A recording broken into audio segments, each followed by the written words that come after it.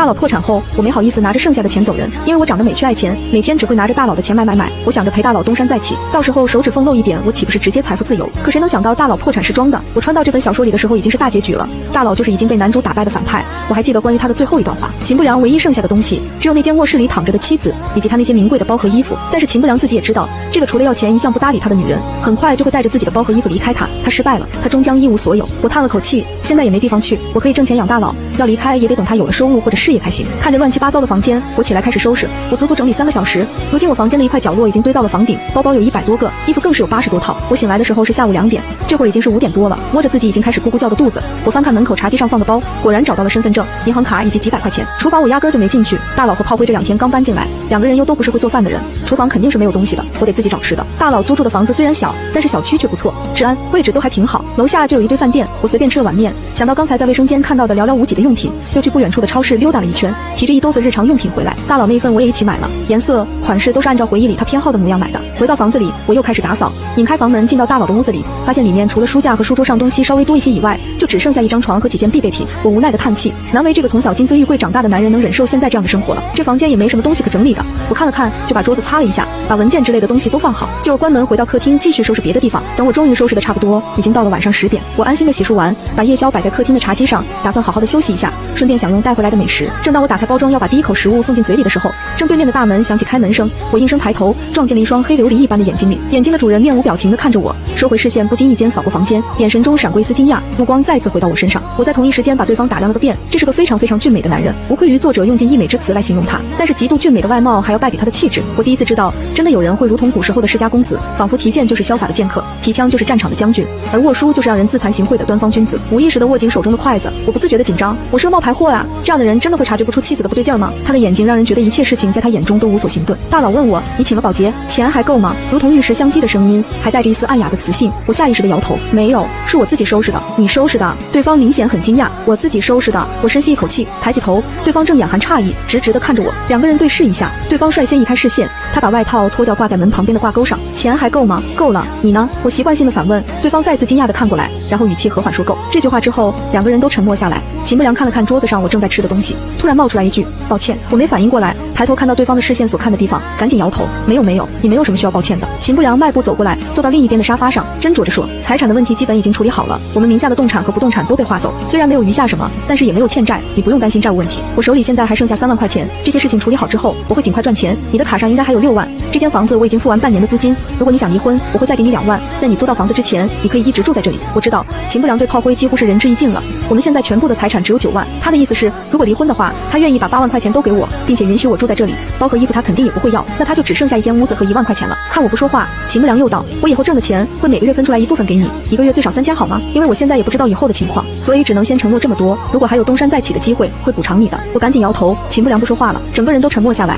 我意识到自己刚刚的动作可能引起了误会，马上解释道，没有，我没有要离婚，我也不需要你给我钱，你放心，我的钱还够花，我已经接受现实了，往后会省着点花的，还会自己挣钱，你不用给自己那么大压力，普通人家1个月其实也花不了多少。你不离婚，可是你昨天不是说……秦不良没想到我会这么说，我想起昨天炮灰好像确实是很生气的说大佬没用，说要离婚，我脸色一僵，那是我当时喝醉了，我不是那个意思，我都想清楚了，我不能这个时候跟你离婚，咱们既然结婚了，我不会这个时候跟你离婚的，往后我也会承担起生活，你不用顾虑我养活自己还是没问题的，说不定还能养你。我一抬头，秦不良看我的眼神很怪异，我也知道自己刚才的反应跟之前差异太大，一时间不知道该说什么。如果你不想离婚的话，那就算了，什么时候想离婚了跟我说一声就好。秦不良也没再说什么，揉揉太阳穴，眉眼中显露出疲惫，起身去卫生间洗漱。我尴尬的低头继续吃东西，听到秦不良在进入卫生间之后脚步停顿了几秒，估计是看到了我整理后和之前截然不同的模样，然后水流声响起，开始洗漱。等我吃完东西，秦不良也洗漱完出来了，没有我想象中再次尴尬的场景，对方衣服捂得还算严实，顶着俊美的天怒人怨的脸跟我道了声谢就去自己的卧室了。临进去之前还客气的跟我说了句你也早点睡，呆呆的看着眼前已经吃完的饭盒，我抓头发，感觉像是做梦一样，再次整理一遍思路，自己也跑去洗漱，然后回房间打开笔记本电脑，在网上申请了个2手市场的个人店铺，这才关机睡觉。第2天早上，我习惯性的在早上6点半醒来，我想了一下，无奈的爬起来把昨天买的材料收拾，把粥煮上之后，下楼去买了包子油条。等我回来，秦不良刚好打开房门出来，即便是大清早刚起床，这男人也是一派霁月清风，丝毫不见晚睡的狼狈。他听到动静抬头，看到我手中的早点，不自觉的揉揉眼睛，大概以为自己看错了。早上好啊，我举手里的包子和油条，我买了早点也熬了粥，你快去洗漱吧。说完，我自顾自的去厨房看粥熬得怎么样，无视了身后秦不良诧异的眼神，因为2个人之前都熬夜，我怕2个人气血不足，特意熬了红枣红豆粥。这会儿粥熬得差不多了，我舀了2碗盛进昨天买的瓷碗，然后把包子油条都放进进盘子里，又煮了鸡蛋，调了小菜。秦不良从卫生间出来的时候，看到的就是餐桌上勉强称得上丰盛的早餐，眼前的一幕非常温馨。但是秦不良一点也没感觉到自己的妻子自己知道，结婚快3年多，从来没有任何做家务和下厨的天赋，唯一会的就是买东西。结婚之前查到的资料也没有说他会这些东西，所以之前都是在伪装。秦不良眼中估量的意味太明显，我记出自己昨晚想好的理由，之前家里有帮佣有阿姨，我就没有动手，现在只剩下我们2个人了，家里又没什么钱，总不好再一直去外面。我做的东西不算好吃，但是也凑合能入口，你要是不嫌弃，以后可以回来吃饭。所以当初爷爷问你会不会做饭，你是在骗他。秦不良坐在我的对面，说完这句捏住勺子舀了一口粥送进嘴里。我一愣，还有这么一出吗？我赶紧打哈哈，我这水平跟阿姨没法比。当时想着爷爷吃的都是山珍海味，就没好意思献丑，这理由倒也勉强能说得过去。秦不良点点头，其实味道还不错。秦不良喝粥喝得很利索，但是包子只吃了1个，油条也只吃了1根。我看看他并不算削瘦的身材，觉得这么点东西应该吃不饱。又见他吃东西的动作很优雅，顿时领悟，让这样从小时不厌精快不厌细的男人吃这样的小摊食，确实是为难他了。大佬就算是落魄了，也变不成普通人。我觉得这样的生活很正常，但是对于对方来说，恐怕每一天都是煎熬。可惜我现在也没办法，山珍海味我供不起，只能委屈大佬吃凡间的食物了。吃完饭，秦不良要帮忙把东西送进厨房，我赶紧制止，没事儿，东西我收拾就行，我会洗碗，你要忙什么就去忙吧。秦不良放下碗筷，产业还没处理完，今天回来应该就是晚上了，你不用管我，有事儿给我打电话。好，你去忙你的吧。等到秦不良出门，我总算自在了。这男人就算回来收敛了气势，浑身上下的贵气也抹除不了，那种压迫人的气势更是若隐若现。要不是我之前也见过不少这种人，这会真未必能受得住。今天我要做的事情也很多，不仅要把屋子里的东西添置一下，还要把那些包包和衣服拍照挂到网上卖掉。那么多东西，估计全卖出去也能换个100多万。大佬要做什么就有起始资金了。还有，我还得研究一下这个世界的网文，然后斟酌着重操旧业。是的，我是个网文写手，我的大学专业是室内设计，后来毕业不想以这个为主职业，就干脆写文了，偶尔接点散活、画图挣外快，时不时还帮着写点别的宣传稿之类的，附带做手工，反正来钱的路子比较多，一直也都过得不错。把碗筷洗了，我就在屋子里逛了一遍，列出要买的东西，拿着清单就出门了。我一贯没有逛街的爱好，买完东西就回来，把东西安置好，又去给包包和衣服拍照。这么忙活了一上午，也不过才拍了20多个而已。中午的时候我自己下了碗面条，按照过去的习惯午休到下午2点半起来继续拍照，一下午的时间才把包包拍完，我已经累得不行了。炮灰以前只知道买，整天逛街买东西，吃饭能在外面解决就不回家，加上保养身材不肯多吃，身体相当的虚。晚上喝粥把早上的包子热一热啃了，我果断回卧室刷网文去了。体力活动今天撑不下去了，只能进行脑力劳动。快2个小时以后，我高兴地拍拍手，端起桌子上的咖啡一饮而尽。这个世界的网文比我原本的世界落后一些，我以前写过的文都可以在这个世界以更好的方式再写一遍，简直美滋滋。我特意研究了2个网站，打定主意双开，只要能过稿，我一定会老老实实勤恳更新，生活就不成问题了。打开文件夹，正要建立新文件，突然听到外面传来开门声，我犹豫了一下，还是跳下床，踢赖着拖鞋跑出去。没办法，我今早发现房子的大门昨晚没反锁，大佬大概是住惯了别墅，忘了这种房子需要自己反锁。秦不良看我出来，挂衣服的动作一顿，我一边跟他问好，一边跑去反锁门。回来了呀，我今天早上才发现这门昨晚没有反锁，以前住别墅有人专门负责安全，现在没有了，这种门得晚上反锁起来，不然小偷一撬就能把门撬开。我知道了，2个人基本跟陌生人差不多，我只好找话题。你吃过饭了吗？吃过了，今天我又买了一些日用品，你要是缺什么可以告诉我，回头我再去买，暂时没什么缺的。话题终结，还能说什么？我思考了3秒，果断选择撤离现场。那没什么事儿，我就回我的房间了，你有事儿喊我。秦不良在我关上房门之后才打量房间，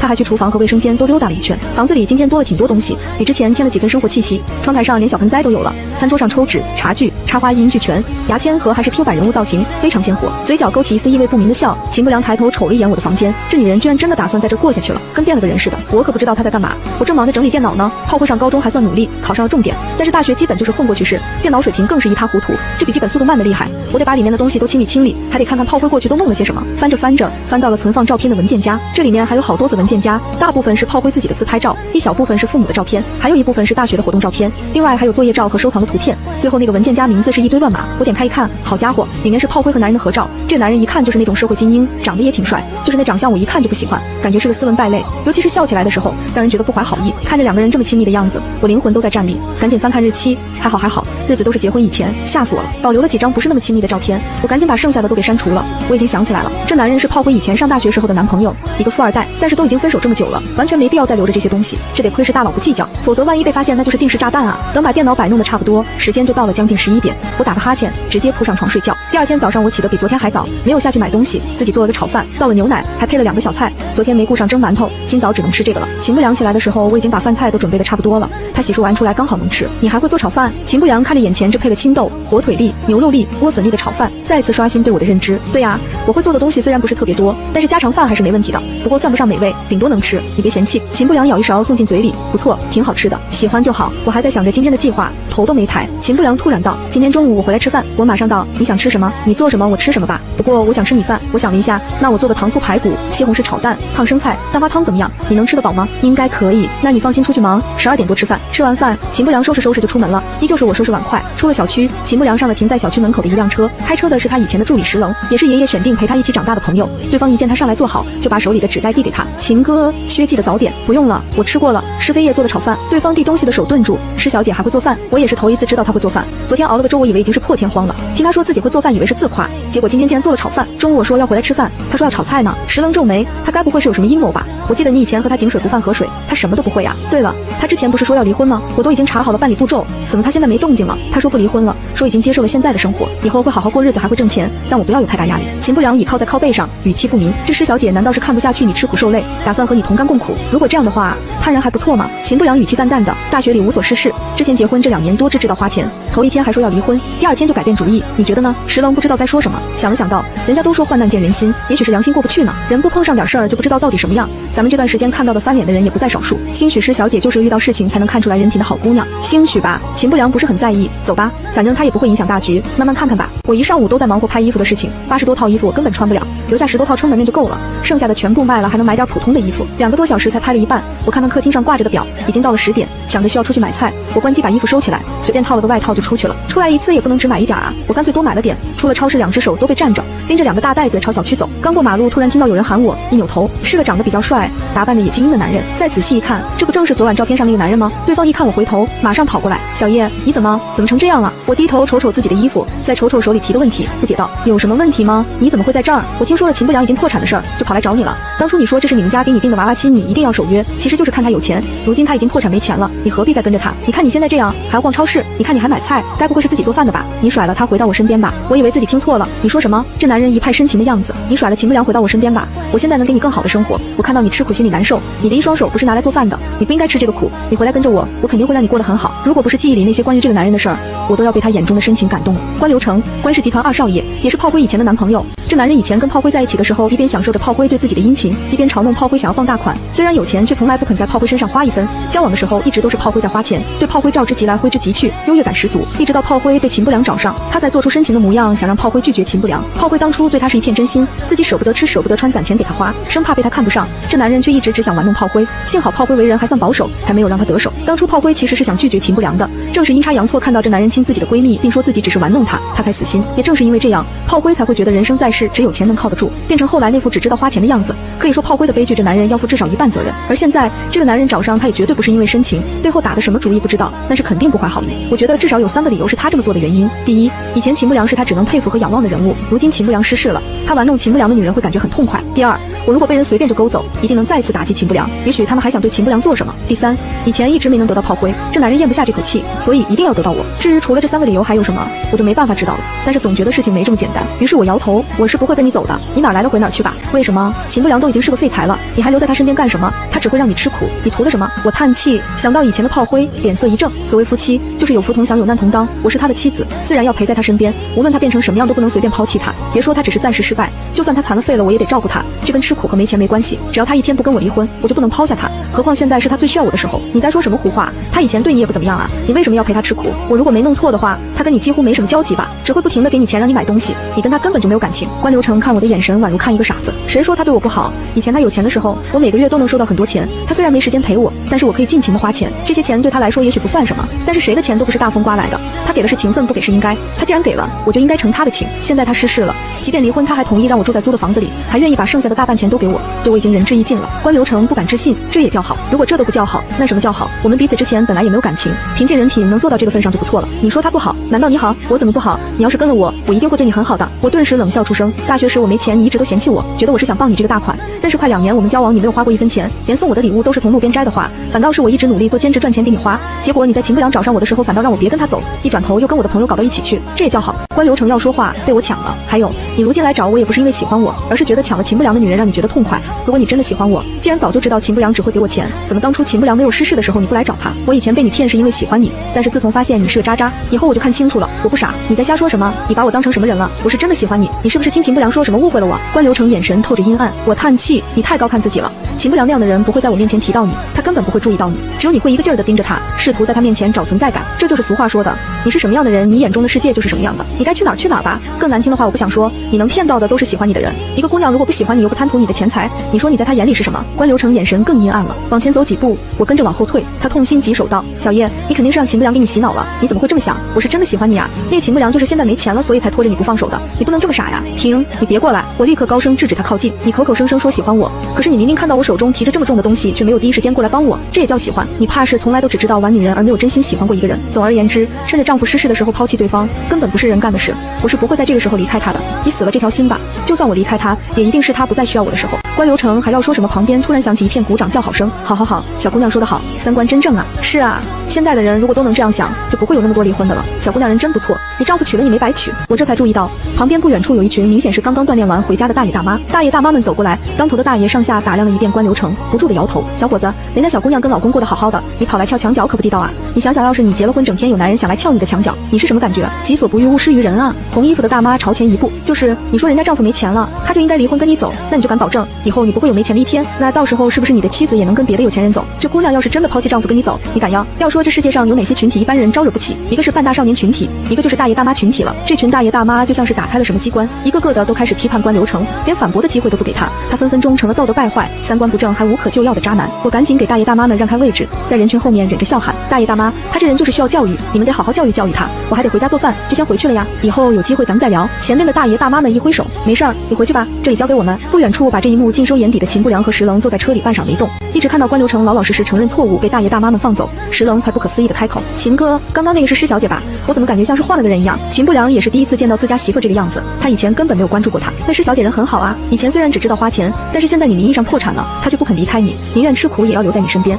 而且还不是因为爱你，而是出于道义。这就是那几位大爷大妈说的，三观太正了呀。三观是挺正的。秦不良觉得自己对我的认知存在某种程度的偏差。石棱很惊喜，秦哥，那你这是捡到宝了呀？你看他说的话，之前你花在他身上的钱也没白花，人家记着你的情分呢。施小姐人品没得挑了。秦不良打开车门道，我下午就不出去了，你把地产那边的手续办一下。好嘞。等秦不良下车，石棱把车开走了。秦不良本想直接回去，想了一下还是拐弯去了趟超市。等他回去，一开门就看到我抱着电脑窝在客厅沙发前的地毯上噼里啪啦打字，屋子里满是肉香。回来了。听到开门声，我抬头看他一眼，手上打字的动作不停，非常麻溜。秦不良把买的水果放在茶几旁，好奇的走过去看，发现我面对的是一个 Word 文档，稍微一看，我竟然在写故事。我想着我的专业都忘得差不多了，倒是以前学的一些其他东西还记得，加上一直都有看小说，对这一块还算了解，打算试试写网文，你不介意吧？我嘴上问着，手上的动作也不停，显然只是客气的询问一下而已。秦不良觉得这倒也符合我的情况，又不指望我赚钱，不置可否，你开心就好。我知道这位大佬肯定是看不上这些东西的，可能也不是很了解这些，我只好转移话题。排骨已经炖上了，估计还要1个小时才能吃饭，你去忙吧。秦不良点点头，去洗漱换衣服之后进了自己的房间，没再出来。1个小时以后，我敲门喊他出来吃饭，餐桌上放着2碗米，菜色还挺丰富，红红绿绿的很漂亮，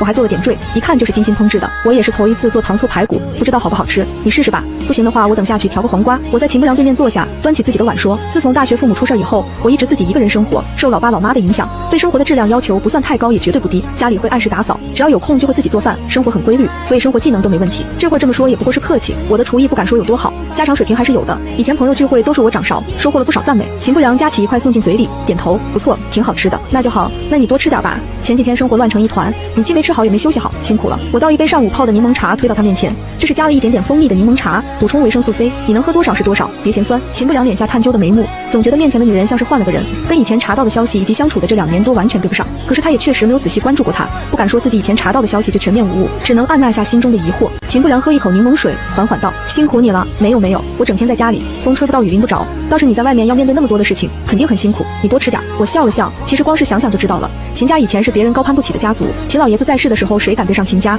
而秦不良又从小就是最优秀的那个，多少人都是被父母拿他做比较嫌弃着长大的，光是这些积累下来的怨恨就有多少。如今秦老爷子不在了，秦家其他远支只会想着怎么瓜分秦家剩下的势力，他们巴不得秦不良赶紧垮下去，根本不会伸出援手。其他人也只想吞噬秦家的产业，他们更乐意对秦不良落井下石，看着昔日只能仰望的人被自己踩在脚底下。其实我看小说的时候就没明白，为什么秦不良一直坚持不让他的几个哥们帮他，明明只要接受那些人的帮助，他就不至于败落。可惜现在他们关系也不怎么低，我也不好意思问。想到秦不良总归是曾经的大佬，大概是有自己的考量吧。一顿饭，秦不良吃的怎么样不知道，我自己反正是吃的心满意足。我估计秦不良应该也不讨厌我做的饭，因为他吃了2碗呢。碗筷我先放厨房了，你不用动，我下午睡起来再刷。我把碗筷丢进厨房的水池，洗了水果端出去放在茶几上，继续窝在那里敲字，写自己以前写过的东西，速度自然是非常快的。再加上我打字的速度早就练出来了，上午那会儿功夫我已经搞定了2000字的大纲，按照这个速度，估摸着明天写完2万字就可以投稿了。我打算趁着没有出结果之前多写几步，广撒网多捞鱼。我们现在是特殊时期，非常需要钱，我不懂生意上的事情，只能多挣点钱减轻大佬的压力。秦不良再次回了自己的房间，门关上，不知道在里面做什么。到了快1点半，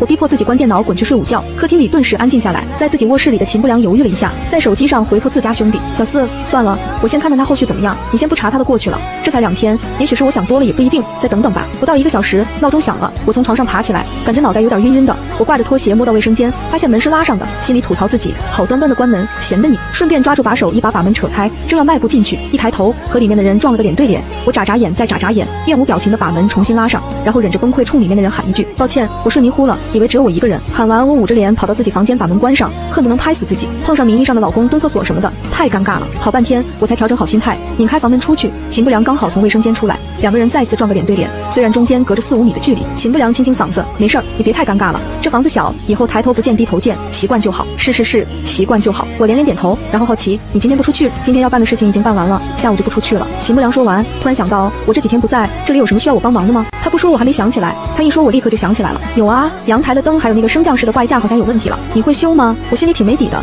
虽然这是普通男人基本都会的技能，但是对于秦不良这样的大佬来说，可能东西坏了换一个比修的几率大，在过往的日子里他可能并没有这种技能。秦不良果然脚步一顿，我试试吧，我先去看看，要是不行的话，我待会儿打电话喊人来修也行，我原本就是这么打算的。秦不良脚步一顿，声音淡淡的，我还没看，好吧，大佬也是要面子的，我应该等他看了发现自己修不了再说这种话，让我嘴欠，伤到人家的自尊心了吧，我也不敢乱说话了。想着大佬可能不熟悉这些东西，赶紧跑到客厅里翻找出工具提过去。秦不良正把衣架放到最低查看两边的接口，工具都在这儿了，有什么需要搭把手的就喊我，我先去码字了。我既要赶文，又不想旁观大佬跌份的模样，东西放下，扔下这么一句话就闪去客厅继续码字了。我听不到阳台的动静，也不知道对方修东西修得怎么样，打开网页先查了一下本地修东西的人的联系方式，然后写在茶几上的本子上，这才打开 Word 继续码字。渐渐的，我码字越来越入神，根本就忘了阳台的事儿了。等我码完一张，秦不良从我的卧室走出来，手里提着工具箱，一眼看到桌子上放的本本，再仔细一看，上面记录了几个维修电话，他什么都没说，我却莫名的感觉很尴尬。我不动声色的伸长胳膊把本子合上，怎么了？弄好了吗？已经弄好了。秦不良把工具箱放回原位，还有什么吗？没有了。秦不良站在我面前没有走，我忐忑，怎么了？还有什么事儿吗？秦不良一本正经道，我虽然从小生活在秦家，但还不至于连基本的生活技能都不会，所以家里有什么事情都可以直接告诉我，我不是只会挣钱。哦，我知道了。我看着大佬一本正经的样子，竟然觉得挺萌的，这人不管生意上成功还是失败，模样长得真是没得挑。作为作者笔下最好看的男人，他即便是面无表情也非常好看啊！我觉得自己面对着这样的男人也能不动心，真的非常厉害。秦不良说完，非常有深意的看我一眼，这才回自己房间。我意识到一个问题，蹦跶起来跑到他门外，晚上你要吃什么呀？里面传来清亮的声音，随便，我不挑。好吧，大佬比想象中的要好养活。我又蹦跶回去，窝在茶几旁边继续码字，又码完一张。我突然想到二手安，赶紧打开上去看，好家伙，已经卖出去12个包和2套衣服了。我不是很懂那些奢侈品的价值，所以之前挂上去的时候都是先在网上查了价格，再打8折挂上去的。这些东西很多都没拆封，可是我怕回头大佬急用钱，所以没敢挂那么贵。我本来还担心这种东西贵了没人舍得买，想不到卖的还挺快，把需要发货的地址都记录下来。我把文件保存之后就跑进房间找包包和衣服，因为要寄的东西比较多，所以我打算喊人上门来收件。半个小时以后，所有东西都打包好了，上门收件的人也到了。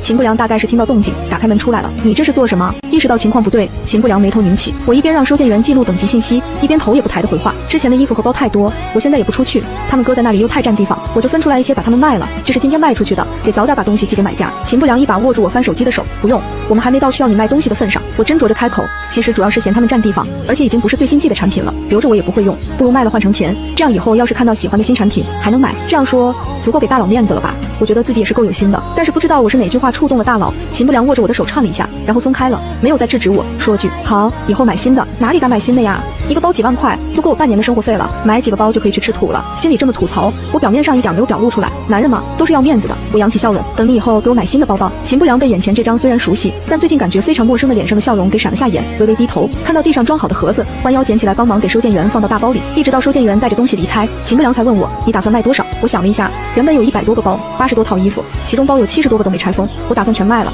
剩下那50个卖个30多个吧，我留20个包应该差不多了。至于衣服，留个30套左右，剩下的全卖了。我以为大佬要制止我，没想到秦不良只是点点头就没再说什么了。随便拿起一个苹果，开始坐在沙发上削起来。我一时摸不准他的想法，也不知道自己这么做是不是打击到了他男性的自尊心。不过生活总比这些乱七八糟的想法重要，就算他介意，我也没办法。今天上午我已经查了，现在这部文里房价才涨到1半，我也不知道大佬有什么打算，以及以后会不会真的东山再起。但是不管怎么弄，我都得想办法先买套房子，卖了包和衣服，我就能付个首付了。到时候把剩下的钱给大佬，我自己慢慢供房子就成。这样就算大佬以后不能再东山再起，我们也不至于没个落脚的地方。我脑子里胡乱想着，窝在茶几旁边盯着电脑屏幕，一时没有动作，眼前突然多了个削好皮的苹果，苹果的香味扑面而来，皮削得均匀漂亮，我不由自主地咽了下口水，发现是秦不良把削好的苹果递到了我面前，给我的。我指指自己，秦不良把苹果又往前递一递，委屈你了，我真是受宠若惊。原著里的大佬可是从来不接近女人，对女人也没什么耐心的人，如今竟然会给我削苹果，还削得这么好看，太让人惊讶了。赶紧把这个苹果接过来，我表态，没什么，本来也是花你的钱买的，你以前没嫌弃我败家，我已经很感激了。秦不良竟然笑了，这人平时摊着一张脸，虽然不是特别冰冷，但是也让人亲近不起来，这会突然一笑，我直接看呆了，这世上怎么会有这么帅的男人？放心，以后肯定会给你买更多的包。我下意识的点头，回过神来，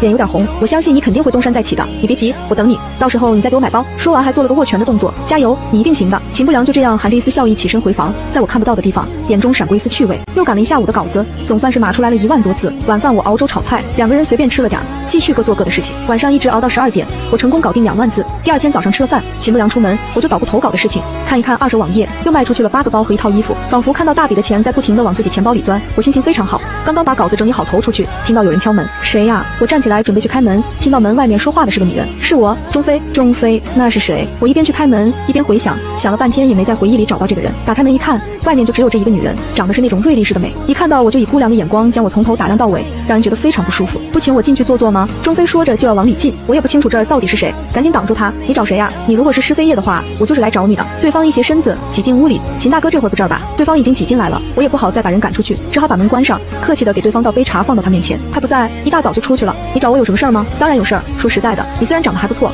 但是既没有家世也没有能力，秦大哥娶你实在是委屈了。我知道，当初是因为秦爷爷为了报答恩情才让秦大哥娶你的，可你嫁给他这么多年，既没有孩子又不能在事业上帮助他，整天除了买东西和玩以外什么都不会，你自己觉得好意思吗？我打断他，我能冒昧的问一声，你是秦不良的什么人吗？钟飞骄傲的略微昂头，我和秦大哥是从小青梅竹马长大的，他对我特别好，如果不是你的话，我们说不定早就在一起了。我在回忆里找了半天，还是没找到钟飞这个名字，可是我从来没听说过你啊，这不是废话吗？难道秦大哥会在你面前提到我？如果是青梅竹马的关系，好像秦不良确实不会在炮灰面前提起。首先他们不熟，其实他也不会多事儿。我点点头，所以你来找我的目的是什么呢？如今秦大哥正是需要帮助的时候，你怎么好意思继续拖他的后腿呢？我爸已经同意，只要我们结婚，他就帮秦大哥东山再起，所以你应该和他离婚。如果秦不良想要跟我离婚，大可以直接来跟我说啊，做什么还要你转达一下？我又不是死皮赖脸的人，还是说其实这只是你一个人的意思？钟飞瞪我一眼，非常嫌弃道，秦大哥怎么会主动做出这种没品的事儿？他当然不好意思说啊，这得你自己主动才行。你花了他那么多钱，这些年也没帮上他什么，他可从来没有为难过你。如今他有难了，你帮不上什么大忙，是不是至少也该不拖累他？你主动提出离婚，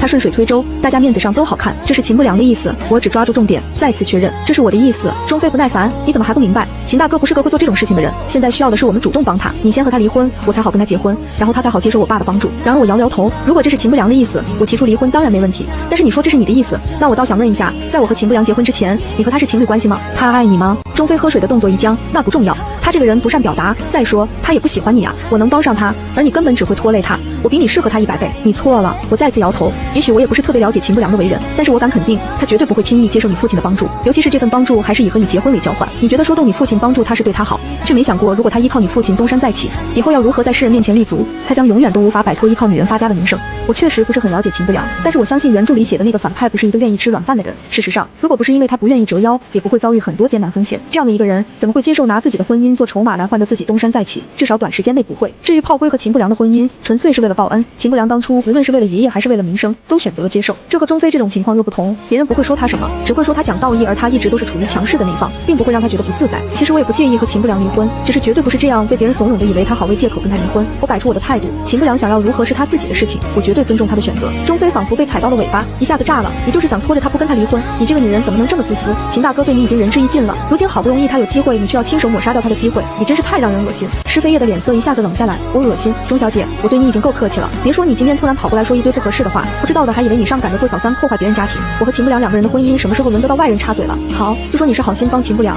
可你也不该跑来找我说这些话。你想帮他，你去跟他说啊，他的事情我又不能替他决定，我又不会死缠烂打的不离婚。这件事情稍微想一下就能知道，如果他真的喜欢你，在秦爷找到我之前，你们为什么没有结婚？倘若说是感情不到位，那为什么你们连情侣都不是？你口口声声说他不是那种背信弃义的人，可你现在的行为分明是替他背信弃义，而且你只是为了满足自己对他的喜欢。根本没有替他考虑过具体问题。是我实在没能从你身上看到对他的深情，我只看到了一个想要满足自己私欲，并且自以为深情的女人。钟飞气得脸涨红，你凭什么这么说？你一个除了花钱什么都不会的女人，凭什么说我？我昂首挺胸，就凭我现在还是他名义上的妻子，只要我一天还是他的妻子，我就有资格说任何想要插足我们婚姻的人。我以前是只会花钱买东西，也没帮过他什么，但是他以前也是同意让我买的。他是一个成年人，而且是担负着整个秦氏集团的成熟的男人，在娶我的时候，这些事情都应该是已经想清楚了的，他都不介意，你着什么急？如果你想嫁给他，那就去跟他说，只要你跟他达成共识，我一定二话不说就跟他离婚，绝对不会拖着他，更不会为难他。你在这儿跟我说，我是不会同意的。钟飞气得把杯子狠狠放在桌子上，你不要脸！我已经不生气了，淡定地把玩着自己的杯子。你一个想要破坏别人婚姻的人都不觉得不要脸，哪里来的勇气说我不要脸？既然你觉得我不要脸，想来我们是话不投机半句多。我就一个态度，我是不会主动提出离婚的。你想让我们离婚，自己去找秦不良，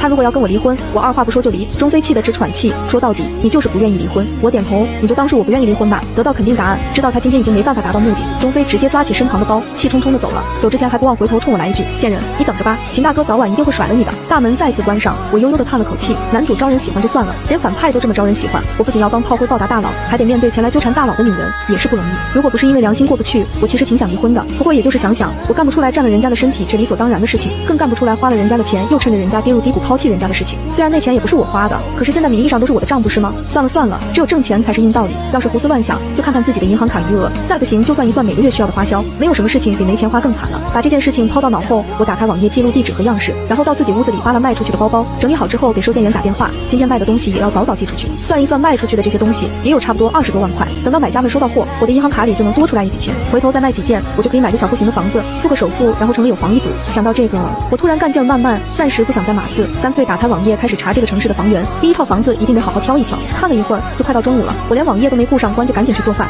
今天早上秦大佬走的时候跟我说了中午要回来吃饭，都怪我想象未来的美好生活想得太投入，连时间都忘了看。中午打算吃馄饨，馅料是一早就盘好了的，馄饨皮儿昨天也买了，我把东西都放在餐厅的桌子上就包起来，因为上辈子在家闲的没事就吃这玩意儿，所以我的动作相当熟练，仿佛形成了某种韵律，几秒钟一个，不大会儿功夫就包出来了20多个。正包着，秦大佬回来了，我包的认真，头都不抬，回来了呀。秦大佬站在门口的位置换鞋，只能看到我有韵律的动作，却看不到他具体在做什么。下意识的问一句：你在做什么？我说的特别自然，包馄饨啊，今天中午吃馄饨，然后我再烙一点饼，这样就不用担心吃不饱了。烙饼和包馄饨这已经不是一般只会做家常菜的女孩子可以完成的事情了。秦不良心里的怀疑再次冒出来，但是下一刻看到坐在那里安安静静动作娴熟的包馄饨的我，细碎的阳光从白色纱窗后面映照在我身上，仿佛给我整个人都笼罩上一层光晕，会有一种岁月静好的感觉，又觉得没什么可计较的。说起来，我也很久没有吃过这东西了。秦不良不由自主地冒出来这么一句，而后颇觉怪异，闭上嘴挂了衣服，掩饰什么似的走进卫生间洗手。他的怪异我完全没有接收到，我自己也喜欢吃馄饨，想着之前这段时间大佬生意上一堆事儿，哪有心思顾及吃什么，加上混沌只是小吃而已，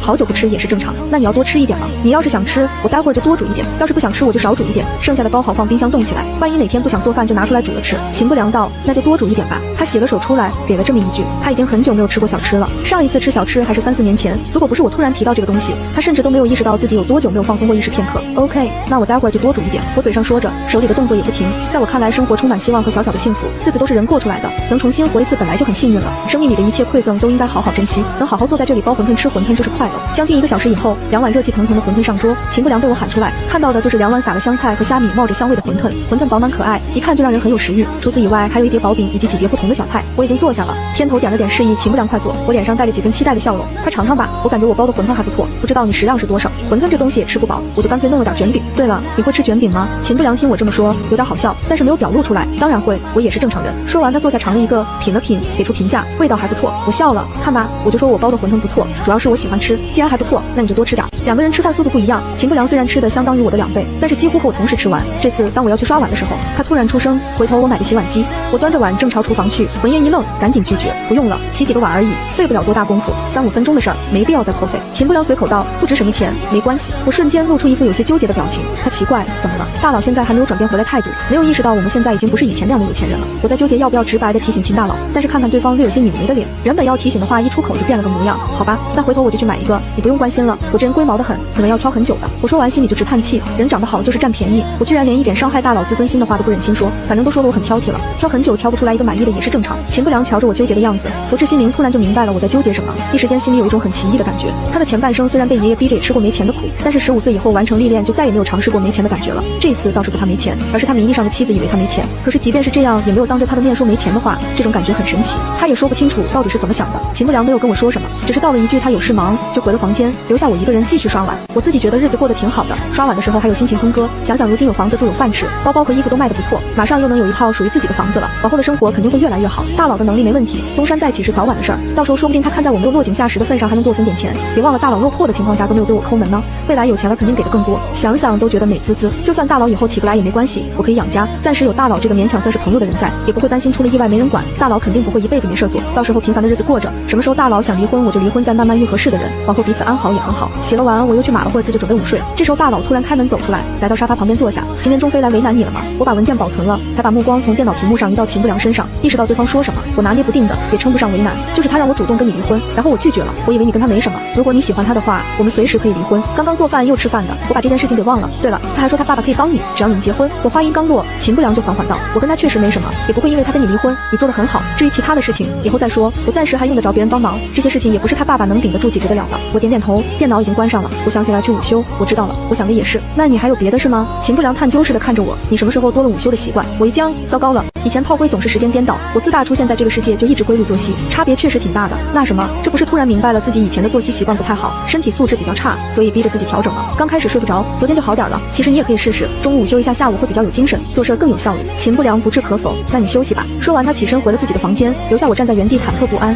思索着自己应该没有说错什么话吧。以前炮灰作息不规律，昼夜颠倒，也不能说我现在说的话不对，我不过就是调整了一下作息嘛。遭遇了大的变故，谁还不能有个改变了？进入自己房间的秦不良面无表情地坐回桌子前，轻轻敲着桌子，陷入沉思当中。过了一会儿，他好像还是没有下定决心，倒是翻开手机给人打了个电话。这几天你买一个洗碗机送到我这边来，有些事情还需要再看看，在此之前还是先按照目前的状况继续吧。打完电话，秦不良把手机放到桌子上，不经意看到旁边的床，脑海里回想起刚才我说的话，午睡什么的，真的有那么好？在他回过神之前，他已经不由自主地躺到了床上，感觉身体都放松下来。秦不良勾勾嘴角，好像确实感觉不错。上一次午休得是3、4年以前了吧？这几年一直在忙各种事情，他已经很久没有安心地睡过一个好觉了。不知足不觉中，已经到了下午2点半，我从房间里拧门出来，伸了一个大大的懒腰，刚出卫生间的门，就看到秦大佬从他的房间出来，眼睛还有几分迷蒙，配着他那张俊脸，分分钟可以迷死一大票女人。我刷了一下低下头，天爷啊，大佬睡起来都是这个样子的吗？也太好看了点吧！这样的人居然是个反派，作者怕是花了不少心思来塑造这个反派，然而最后却给了这么悲剧的一个结局，太可惜了。心里这么想着，我没注意自己的表情，不经意地带出来了几分，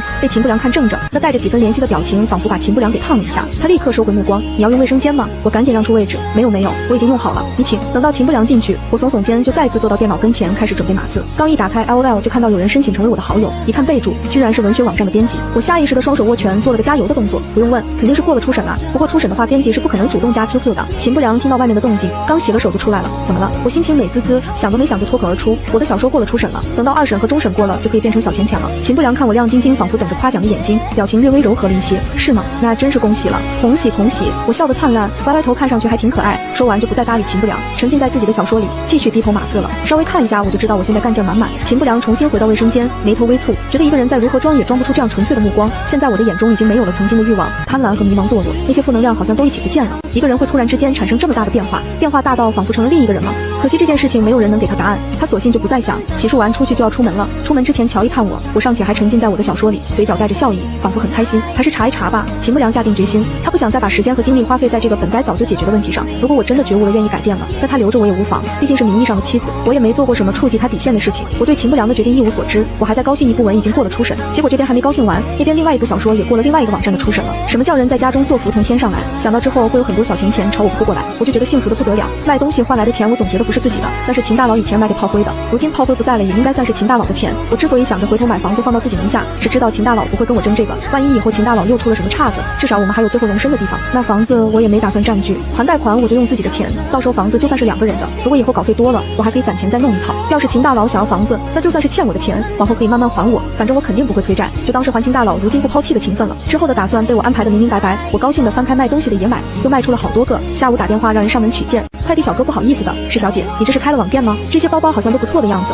如果可以的话，能不能便宜卖我一个？我打算送给我女朋友做礼物。我一愣，连连摆手，不好意思啊，我没有开网店，我只是帮朋友发货。他这些包的价钱好像还不便宜，貌似都上万了，这么多的钱我做不了主，你要是有需要，我可以帮你问问。快递小哥吃惊了，都上万了，天哪，那这些包都是奢侈品吧？我也不懂，也许是吧，反正都挺贵的。我正说着，旁边的电梯门突然开了，秦不良从里面走出来。刚才我说的话，秦不良全都听到了。秦不良走到门口，怎么了？我怕秦不良不了解情况说漏嘴，赶紧道，没什么，快递小哥想买个包，但是包不是我的，我想着也许可以帮他问问朋友能不能便宜一点。快递小哥其实有点怕秦不良，加上包的价钱严重超出他的预期，他马上接话道，没有，既然这包是奢侈品，那就算了，我一个平民百姓也用不了这么好的包。快递是只有这些吗？如果只有这些的话，我就收拾一下准备走，待会儿就准备发货了。我说道，只有这些，那就麻烦你了。我知道这些量和之前的那一堆比起来少了点，但是炮灰买的包类型比较多，有的受欢迎，有的比较冷门，所以肯定是最开始的时候卖出去的最多，后面越来越难卖。不麻烦。小哥说着拎起包包们坐电梯走了，我这才发现自己一直堵在门口，秦不良都进不去，我赶紧进去让出位置，让秦不良可以进来。然后有点好奇，你怎么这么快就回来了？秦不良一边说一边换鞋挂衣服，看似随意的问我，今天处理的事情不多，怎么说包是别人的？我解释说自己的不合适，咱们住在这里，安保情况不清楚，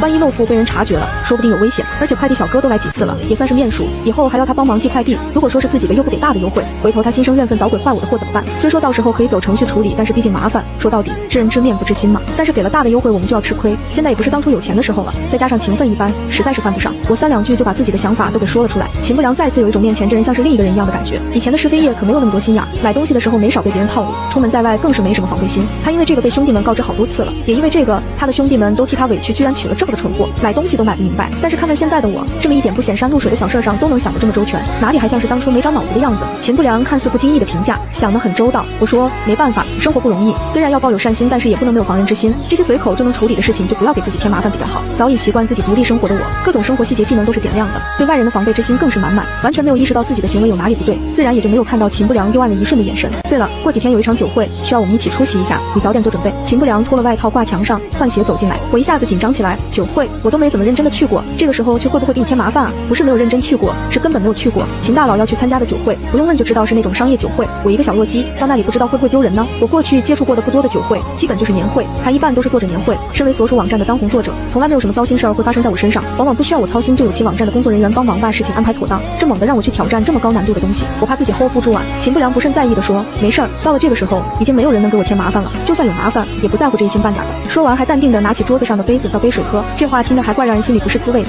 以前都是别人看秦大佬的眼神，想必现在再去参加这种酒会，就是我们一起看别人的眼色了吧？原本拒绝的话在嘴边打了个转，最后还是点头同意，表示自己会好好准备的。终归是夫妻一场，平时都是秦大佬出门看别人眼色，如今也该我一起出去面对了。虽然我不是炮灰，没有花秦大佬的钱，可是我占据了炮灰的身体，性质都差不多。之后2天秦大佬依旧早出晚归，不过早上和晚上都会在家吃饭，我也习惯性的早晚给秦不良准备一份饭，我自己则每天老老实实的码字卖东西，顺便不停的查到底如果参加这样的酒会。悲催的是，有权利和机会参加那些高档酒会的人，没有哪个会脑子犯抽的在网上写这些东西，所以我连着查了几天，居然什么都没查到。翻开手机看看，倒是有不少被忽略的之前炮灰朋友的电话，想必那些人里会有知道酒会什么样的人，可是炮灰跟那些人关系都不亲近，只是酒肉朋友。这时候联系对方，先不说我一个冒牌货有多尴尬，就说人家十有八九只会看我笑话，而且问这种问题太容易暴露自己了。如果在回忆里翻找下，会发现炮灰除了刚开始结婚那会儿参加过类似的酒会以外，后来就再也没有参加过了，多么悲催！秦大佬明摆着就是怕炮灰出门丢人啊，别的做不了，我只好先把要穿什么这个第一步先解决了。按照过去的记忆，我从没有卖出去的衣服里选出来了几件，鉴于我自己其实也拿不定主意，心里半点数都没有，纠结来纠结去的，最后只好求助于秦大佬了。于是这天秦不良一进门就发现，这几天一直窝着写小说的我并没有如同往常一样窝在沙发跟前，而是一听到开门声就目光灼灼地看向他，表情还透着几分诡异。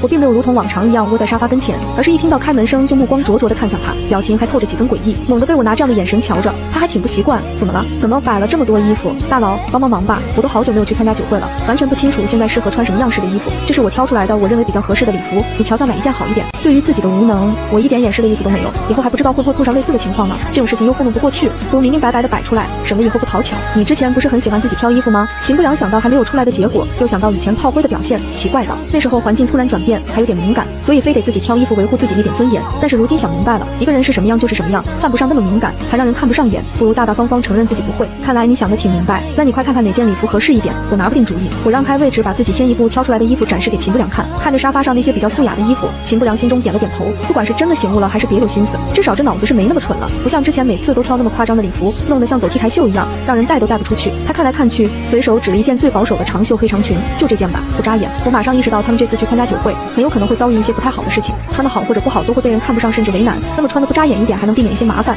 秦不良选的挺合适的，我也很满意。好，那就这一件吧，我把这件礼服留下，把其他礼服重新收起来，鉴于之前就考虑到这些情况。所以炮灰屋子里的礼服，但凡是没拆封的我都留下了。电视剧上不是总演礼服不能穿第二次吗？万一是真的，那我也不能整天就那么几件礼服穿来穿去的，给秦大佬丢人。秦不良顺嘴问了一句：“你之前那些颜色亮一些的礼服，你没有其他的礼服了吗？”我随口答道：“卖了一些，然后剩下的没拆封的礼服我都留着了。这不是好不容易才从那些礼服当中挑出来，这些颜色没那么夸张的吗？难道不合适吗？要是不合适，我再去拿几件出来。这种颜色暗一些的就只有这几件。沙发上的礼服满共只有6件。”他有点不可思议：“你现在一共还有几件礼服？”我点头道：“这个我上午才整理过，14件。”秦不良又问道：“各种类型的加在一起？”我说道：“是啊。”一共14件，应该足够了吧？其他的好多我看都拆封了，就挂在店里准备卖掉。咱们估计之后也不会参加多少酒会。秦不良不知道该说什么，那就算了，这些不要再卖了，以后说不定会用到。选好了礼服，那无非就是化妆了。关于化妆这个问题，我也挺头疼的。我以前并不是很喜欢研究妆容，大部分时间都在家里码字，偶尔出门买东西，长得不算特别美，就属于普通人里稍微好看一点的那种。由于也没什么出门的动力，所以化妆的时候也很少。如今来了这里，炮灰是个很喜欢化妆，也比较清楚自己美貌的人。我要是突然变得不是很会化妆，那也非常容易暴露。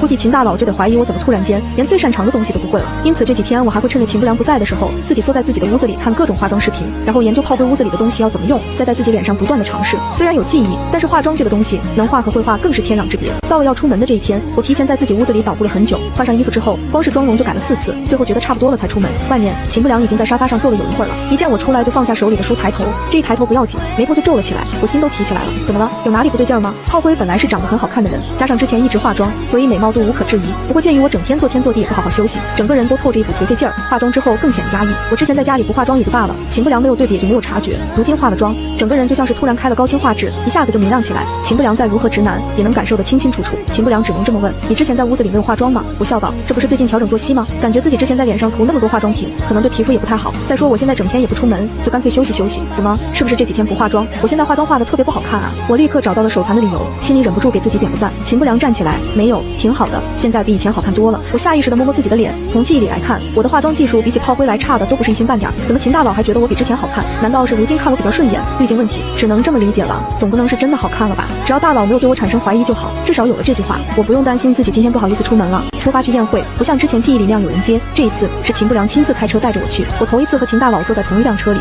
眼看着周围逐渐后退的霓虹灯，心里那种不真实的情绪再次弥漫开来。因为怕路上秦不良会谈到什么我难以接下去的话题，我特意坐到了后座。可是就算坐到了后座，也没有逃脱掉聊天的命运。秦不良眼看我没有开口的意思，就自己先开口了：“你穿的这么少，会不会冷？”我赶紧回话：“还好，毕竟是长袖，还不是特别冷。”秦不良把方向盘打个转，从后视镜里看到略微有些紧张的我，突然生出一种小时候捉弄别人的冲动。我怎么觉得你好像对我的态度有点奇怪？我条件反射似的回话：“怎么会？我们无冤无仇的，你对我还那么好，我感谢你还来不及呢。主要是我们之前接触的也不多，最近整天低头不见抬头见的，我有点不习惯，以后慢慢就好了。”秦不良还想说些什么，看到后视镜里的女人摸一摸胳膊，虚假的笑容消失，突然就没有了说话的兴致。在调查结果没有出来之前，也许他不应该做这么多，至少目前看来，他这位名义上的妻子并没有做出什么伤害他的事情。那么等调查结果出来再说吧。两个人没有再说什么，很快就到了市里最大的酒店。侍者把车开走之后，我和秦不良才刚到门口，前面就被人给有意无意挡住了。我就这么看着眼前这个略有些肥胖，头发还泛着油光的男人，胳膊肘被一位打扮的艳丽的女人挽着，我摸不清楚这是什么情况，就扭头去看秦不良。秦不良连眼皮子都不抬，冷冷淡淡的。城东那边的地最近广元集团正看得紧，刘总不去关注一下吗？这位被秦不良称为刘总的人愣了一下，话都还没说就被堵了回去，脸上的表情有一瞬间的扭曲，好像想说什么又好像不是那么想说了，纠结了3秒，冒出来一句：“秦少如今风采依旧，许久不见，真是幸会。”秦不良不再搭理他，直接带着我绕过他继续往里走。我感受到了身后那个刘少憋屈的感觉，这是我第一次直面秦大佬的气场，我有点懵，也不知道自己应该做什么，就一路跟着秦不良来到了酒会中。刚一到这儿，就看到了好几个以前炮灰记忆里的人，那些人都是炮灰曾经的酒肉朋友。有些人一扭头看到了我，当即端着酒杯就要过来，然而在看到我身旁的秦不良，又都老老实实的缩回去了。有些人缩回去之后就给我眼色，示意我过去跟他们聊，但是我还是没动。之前炮灰记忆里的很多东西已经不能拿来做借鉴了，毕竟在这种上流社会，谁知道身份转变之后产生的影响到底有多大呢？何况那些人之前也不过是看在炮灰是秦大佬名义上的妻子才跟他来往的，如今秦大佬自己都不行了，我不相信那些人还会对炮灰有什么情谊。如果是素质比较高的，可能还只会问几句，那些素质低的，指不定就等着我过去好展现优越感呢。我又不是吃饱了撑的，要那样自虐。秦不良突然冒出来一句：“你不过去吗？”我连连摇头，不去了。大家本来也不熟悉，不过是面上情而已，如今形势变了，还是不做朋友的好。秦不良觉得这个名义上的妻子还不算那么笨，要是不知道之前为什么会脑抽的和那些边缘人物整天玩在一起，既然不去，那就算了。两个人走了没几步，就又有2个年轻男人和挽着他们胳膊的女人走过来。脚步快一些的男人年纪稍微大一点，约莫有30岁左右，脸上挂着笑容，却让人觉得笑得很假。这不是好久不见的秦先生吗？旁边这位是，瞧我这记性，真是年纪大了，好像是秦先生的太太是吧？难得今天看到2位一起出来，怎么是生活不太好？最近缺钱了吗？一直听说2位感情不太好，这会儿看着真是别人瞎说。秦太太长得很美啊，我乍一听没觉得有什么，但是到底是写了那么多小说的人，很快就反应过来对方是是什么意思，尤其是对方那让人恶心的眼神落在我身上的时候，看得我鸡皮疙瘩都起来了，想把这男人的眼睛挖出来。秦不良眼神一冷，许久不见，还以为古先生身体不是起不来了呢，原来还是能起来的。有些聪明人在一个地方摔到了就知道下一次避着点，有些不那么聪明的人却是不在一个地方摔死就不甘心。古先生，你说是吗？对方脸色难看了一瞬，复又笑起来，说的是啊，只是有的坑以前是坑，现在却是掉在地上的宝贝疙瘩，见到宝贝自然人人都想捡一捡，相信秦先生明白我的意思。对了，听说秦先生最近生意上遇到点问题，大家好歹相识一场，我就好心提醒秦先生一句，有的时候财富未必只是钱啊，还有可能是人。说着，他还对着我瞥一眼，暗示的意味非常明显。我下意识地握紧秦不良的胳膊，怎么办？这个男人真的太恶心了，我好想打人。虽然知道秦大佬应该不是那种卖妻求荣的人，不过这种话听着就恶心啊。秦不良拍拍我的手，带着几分安抚的意味。有些人自己是什么样的人，就以为别人也是什么样的人，大概是眼界太小了吧。那男人居然厚脸皮地承认了，是啊，我是个眼界小的人，比不得秦先生见多识广，也就做点小生意糊口，倒是比较平安，也不怕遇到什么意外。刚才和他在一起的年轻男人带着自己的女伴走过来，同样不怀好意。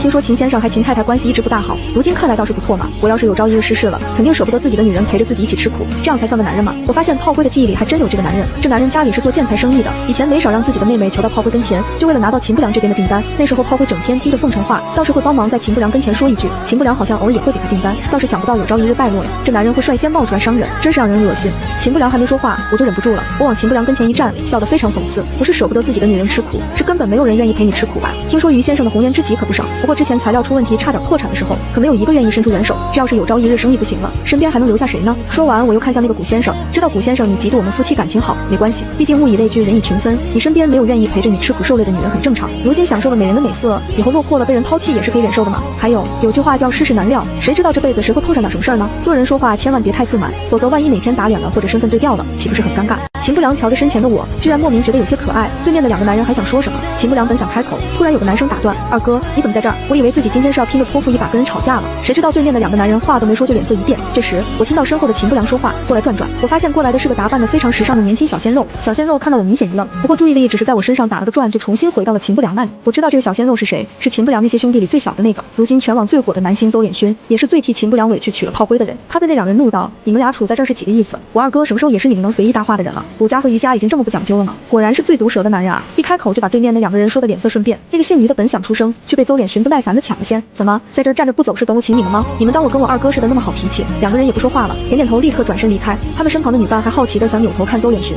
却被他们给狠狠的骂了几句，紧接着就扯走了。邹衍勋皱着眉头跟秦不良说：“二哥你也真是的，来就来，干嘛还带着他？带他也就算了，也不跟我说一声。刚才那两个蠢货都敢来你面前刷存在感了，你也太好脾气了点。”秦不良淡笑道：“没事儿，不过是几个跳梁小丑罢了。倒是你，平时不见你来这种场合，怎么这次倒过来了？”秦不良面对自家兄弟的时候，态度明显和缓许多，眼中还带上了一丝笑意。邹脸群撇撇嘴，语气居然带着几分撒娇似的埋怨：“我这不是怕你万一来了碰上些不长眼的吗？我可是好不容易才让经纪人帮我推了活动的。不过幸好我来了，不然刚才那两个倒霉蛋还不知道会说出些什么来。”说完，他一侧头看到我，目光带着估量的把我从头打量到尾。我低头看看自己的衣服，没问题，很正常。再摸摸头发，也没乱。于是好奇的看回去，正撞上邹脸群打量完之后略带嫌弃的眼神。邹脸群瞪我一眼，看在你今天还算知道护着二哥的份上，我就不说你了。不过就凭我二哥现在的状况，你想要从我二哥身上薅钱是没戏了，所以也不用再装，该走就走吧。我笑得有点尴尬，要是换成其他人，我还能对一对。这人是秦大佬的兄弟，人家替自家兄弟抱不平，我一个当事人还能说什么？何况之前炮灰的行为搁在那儿，确实容易让人误会。秦不良出声制止了邹脸群，别乱说话，我们还没离婚呢，走吧，去那边坐坐。邹脸群一翻白眼，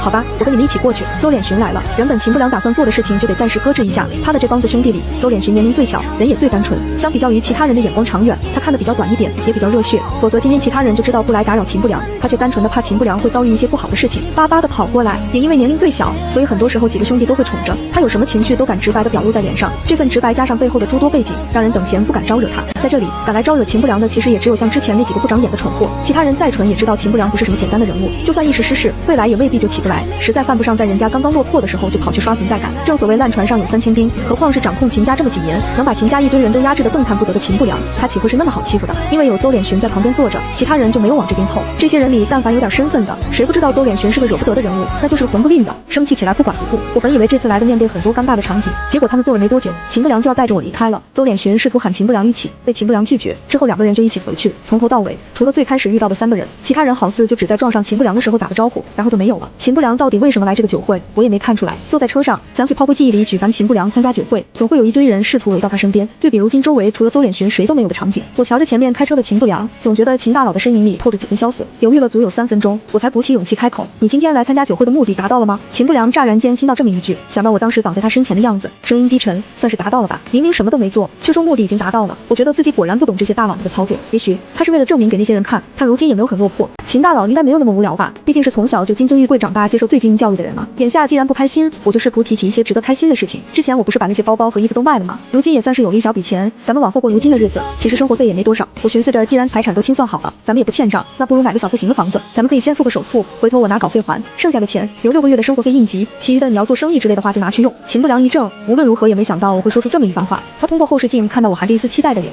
晚上回去之后，我回到自己屋子里继续码字，秦不良却接到了一个电话：“阿哥，你让我查的东西我已经查出来了，我发了加密文件到你邮箱，这资料我谁都没透露，你看看吧。”笔记本电脑停留在邮箱页面，被无数女人肖想过的唇发出一声浅浅的叹息。秦不良时之有意无意的以某种规律敲打着桌面，眉毛微微拧起。良久，他拿起手机拨出了一个电话：“孙大师吗？我想问一下，这个世界上会出现一个人在没有得双重人格或者精神分裂的情况下，仿佛变成了另外一个人的状况吗？就是连生活习惯和三观都好像突然转变了一样。”几分钟以后挂了电话，秦不良放松身体，朝后靠在座位上，面无表情的脸突然勾起了唇角，借尸还魂。第二天早上，秦不良丝条慢理的把一个花卷馒头吃完，咬着粥一勺一勺的等周良，突然抬头，仿佛有了什么兴致似的：“你平时写小说都写些什么故事？”我正捧着馒头吃得开心，闻言动作一顿：“我写的吗？什么类型都有吧，我一般不会局限于写某几种，我是什么都想写。不过最喜欢的还是穿越小说，快穿、宗穿、穿进小说里，穿越脑洞文，我都喜欢。”秦不良瞧着我的眼神幽暗了一些：“穿越这个东西真的存在吗？”我对此一无所觉，想到了自己，点点头，表情带着几分认真：“有吧，我觉得是真实存在的。世界到底是什么，谁也说不好。有时候我们觉得自己生活在很真实的世界，说不定只是别人笔下构筑的世界。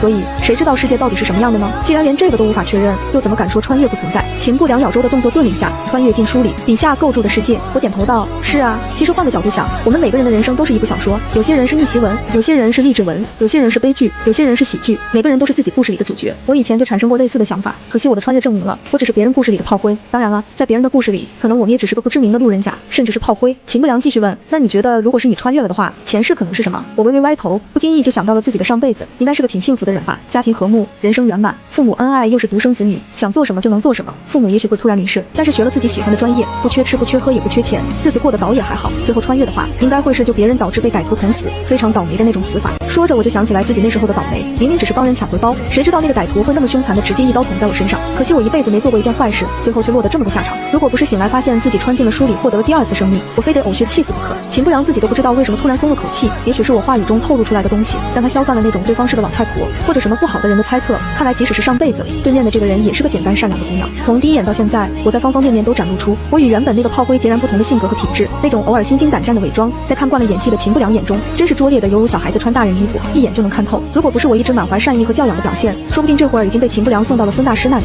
只是我对此一无所知。秦不良舀起粥喝一口，想到上辈子我是因为发善心导致自己被捅死，忍不住说了这么一句：“这种死法确实挺倒霉，所以遇到事情要三思而行，就算是怀抱着善心，也要量力而行。”我特别认真的连连点头：“是啊是啊，这个真的是非常重要。现在的歹徒特别的猖狂，我自己用生命印证的教训啊！而且秦大老人真不错，没有说不该有善心，而是说应该量力而行，三观真正。”后续两个人没有再提这个话题。吃过早饭之后，秦不良出门，我自己在屋子里码字，合约已经签完寄出去，保底的价钱对于一个新人来说也不错，下个月我就可以拿到稿费。想到稿费就想到了打算买房子的事情，不过想着秦大佬已经说了会操心，那我就不用那么伤心了。中午大佬不回来吃饭，我美滋滋的点了外卖，吃完赶紧收拾收拾把垃圾丢出去。印象里秦大佬好像从来没有点过外卖，估计这东西在他眼里就是垃圾，还是别让他看到比较好，省得对我这个爱讲究的女人产生怀疑。下午照例是把卖出去的东西发货，然后出门买食材。走在超市里的时候，我突然意识到我如今的日子和上辈子的好像也没有太大差别，不过是其他兼职还没有做起来，另外生活里多了个人，其他的好像真的没什么分别，一样是每天自己宅着，然后偶尔出门买东西，自己过自己的小日子。一个穿越者过成我这么佛系的样子，估计也是少见了吧。可是又有几个穿越者会像我一样，刚穿过来故事就完结了，完全没有办法预知未来也就算了，连发财的路子都断绝了，不然还能随意拨大轮，多少挣点钱。如今能依靠的只有上辈子学到的知识。拿起一颗花椰菜看着，旁边突然有大妈对我说话：“你不是上次那个被渣男缠上门的小姑娘吗？也出来买菜呀？”我扭头一看，完全不认识，不过马上意识到对方是在说什么，估计是上次指教官流程的大妈中的一位。我脸上推满了笑：“是您啊？对呀，我出来买点菜，晚上做饭。”大妈也跟着笑起来：“不错不错，现在会做饭的小姑娘不多了，你老公娶了你真是有福气。”我笑着摇摇头：“没有没有，他整天都忙着工作，所以这段时间就我做家务多一些，遇到他才是我的福气。碰上秦大佬这样不计较的男人，才是炮灰真正的福气吧。否则同样的事情摊到其他人身上，这会儿早不知道落到什么个下场了。”就算是在上辈子，我看到的富贵夫妻一患难就把债务往对方身上甩的也不少呢。大妈瞬间开启教育模式，这人呀，只要懂得感恩，日子就过得差不了。小姑娘，你年纪轻轻能有这样的想法，才是最难得的。你丈夫如果跟你一样懂得感恩，那以后的日子肯定会越过越好。要我说，年轻的时候吃点苦头不是什么坏事。我儿子在外面也整天吃苦挣钱，可是人只要三观正，很努力，必然会越来越好。我儿子如今都年入100万了，儿媳妇最近乐得合不拢嘴。你也别着急，困难都会过去的。您说的是，我也觉得我丈夫肯定会有东山再起的那一天，就算没有也没关系。如今这样的日子过着也挺好。我笑笑，挑中了合适的花椰菜，带大妈我就先去称菜了哈，回头有空了聊。大妈抬头笑笑，你快去排队吧，今天人不少呢。